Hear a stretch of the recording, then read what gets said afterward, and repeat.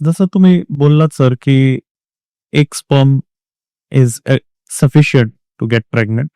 But त्याच्यासाठी तुमचा जो स्पर्म काउंट आहे तो मिलियन्स मध्ये पाहिजे.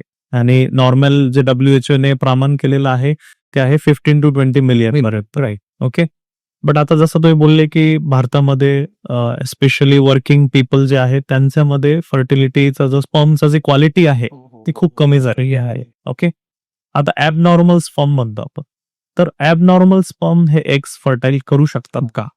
Very right. Good question.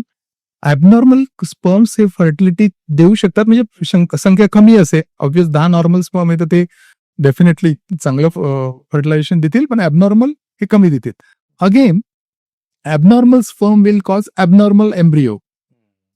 Abnormal embryo will give an abnormal pregnancy, आणि मग तिच्यात ॲबॉर्शन होण्याची शक्यता जास्त असते.